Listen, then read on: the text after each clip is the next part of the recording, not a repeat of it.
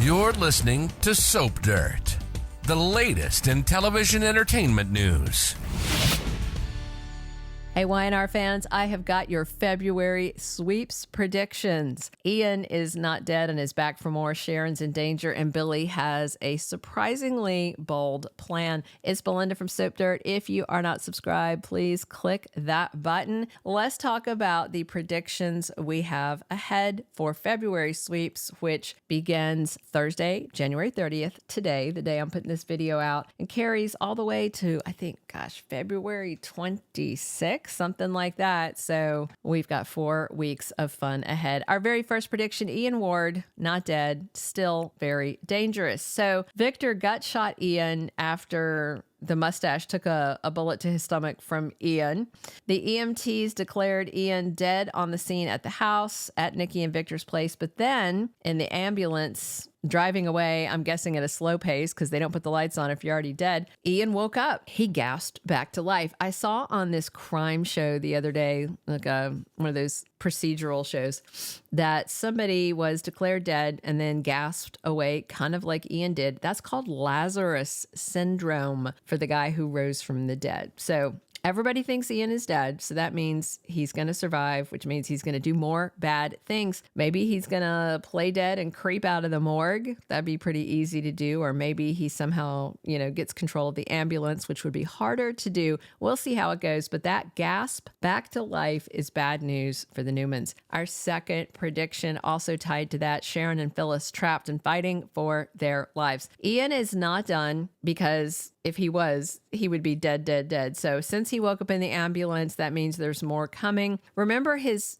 big finale that he had planned was to have Jordan kill Sharon and frame Phyllis. And Ian's angry that Mariah is loyal to Sharon and turned on him. So he may still be stuck on this obsession with taking Sharon away from Mariah. And now that he got this other shot at payback, he could make it happen. He may, come back around to his Sharon and Phyllis plan, thinking he can get away with it since everybody thinks he is dead. And in the 2025 Y&R preview, showrunner Josh Griffith promised Sharon and Phyllis in a life or death situation tied to this arc. And we haven't seen that yet. And now Ian just gasped back to life. So that seems likely. Also, Ian hates Nick for not finishing him off like he asked. And, coming at Sharon and Phyllis will also hurt Nick, who Ian may also hate because he has stepped into a role as Mariah's father figure. Our third prediction, Damian woos Lily. The new guy decides to stay in Genoa City. Nate's brother Damian is in town soon. Nate and Amy started the search for him, assuming he was a drifter. Turns out he's anything but that. He's a huge success. Damian owns 2 big companies and some big secrets. He comes to town soon. Should be next week. He's handsome. He's hot. He's single. And after getting past any anger at being brought to town under false pretenses, may be ready to stay and start dating. And of course, he'll meet Lily. She'll be thrown in with Damian a lot since he is welcomed into the Hamilton Winters family as Nate's half-brother. But remember, Lily and Nate share no DNA, no common parents. So they are not related. So it's wide open for romance between Lily and Damian. Our fourth prediction, Adam's near-death incident gets Chelsea to admit her feelings. After Adam is held at gunpoint with the other Newmans by Ian, he heads home, and of course he's going to tell Chelsea everything that happened. She's going to be shocked, and this could really warm her up to realize she's been rejecting Adam just because she's in denial about her feelings for him. But Chelsea finding out she could have lost Adam might have her finally acting differently. Spoilers for later this week say Chelsea surprises Adam, so maybe we'll get a February sweeps kiss and a hug, and maybe more, because she's so glad he's alive when Ian would have gleefully killed him as a betraying ex-co-conspirator. And I know Connor would be thrilled to have them reunited. Our fifth prediction for sweeps, Daniel and Sharon bond while forgiving each other, and Lucy and Phyllis are really bothered. Sharon now knows Ian and Jordan were the ones messing with her meds, killed Heather, and we're going to let Sharon go down for it. And Jordan, just stuck her in a sewer, drugged her with PCP again. Daniel's going to find out by the end of this week, all this stuff. that Jordan and Ian took Heather's life, and Sharon was just another victim of their wicked plan. Daniel and Sharon are going to talk soon, and I expect there's going to be forgiveness in both directions. Sharon is going to forgive Daniel for her lingering feelings over the Cassie stuff, which, to be real, Daniel was never to blame for any of that. He was just a dumb teenager who got drunk at a party, and Cassie did everything else that caused her death. And Daniel is going to forgive Sharon for framing him and dumping Heather's body. They both need to move on, move forward, and I think they may bond while healing. But once Daniel forgives Sharon, I could see Lucy and Phyllis being really salty about it. Our 6 sweeps prediction: Victor moves on to target Jack. Nikki wants him to just heal and chill, but he won't. So Victor thinks Ian and Jordan are both dead and gone, so he may start plotting against Jack Abbott the moment he's stitched up from surgery from the gunshot wound. 2025 Wire preview spoilers from Josh Griffith said Victor begins targeting Jabot and Jack, and with these 2 known enemies out of the way, I don't see why Victor would wait a moment longer, even though Nikki won't like it. You know, Victor has an insider at Jabot and resumes plotting as soon as he's physically able. Our 7th prediction: Victoria wants Claire to get some more therapy. Victoria was really bothered from the start of the whole Kill Jordan plan with Claire's insistence that her aunt needed to die, and it was the only way. Victoria thought it was kind of a callous outlook where she would have been happy to see her in prison.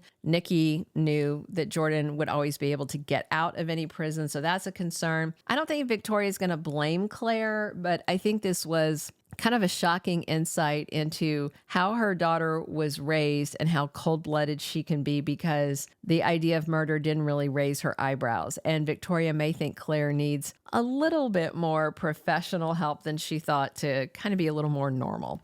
Our 8th prediction: Kyle suspects Claire may be holding back about Jordan. Claire talks to Kyle later this week about Jordan's death, but will she confess that she planned to put her aunt down like a rabid dog? I don't think so. Claire cares about Kyle. You know, I think she's falling in love with him, and she's not going to want him to see that terrifying side of her, the worst of her. So I think she's going to stick to this suicide story. But I also expect Summer finds out the truth from one or more of the Newmans and runs to Kyle to tattle about Claire, like Summer has done in the past about other things. And if so, then Claire may face consequences for lying to Kyle. Our 9th prediction for sweeps: Amy's health takes a drastic downturn and Nate and Damian bond. So Amy's dying of leukemia. She doesn't have a lot of time left. The LA trip really took it out of her. Audra and Nate are both really worried about Damian getting there in time and about him forgiving Amy before she passes away. But the trip was already hard on her, and she's just not doing well. Nate keeps offering help to try and get her into clinical trials, experimental treatments. Amy keeps saying no. So yeah, her time is ticking out, and taking care of her at the end could have Nate and Damian really bond as brothers, even though the new guy in town is going to be a bit upset that they both lied to him to get him there.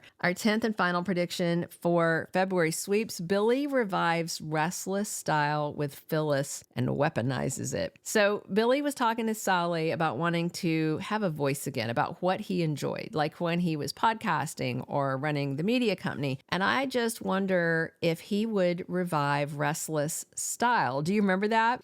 It was a magazine initially about fashion. It later kind of burgeoned into a TV show as well. It has been a minute since Billy ran Restless Style. A bunch of people in town were involved in it at different points: Sharon, Phyllis, others. And if you remember, Billy used it back in the day to trash the Newmans, kind of turned it from fashion to gossip for a while, and Phyllis had worked there too. So Billy might reestablish it, let Sally use some of it for legit design and fashion news if she wants, and then Billy and Phyllis could do the gossip part together, like back in the day when he used that platform to annoy the Newmans.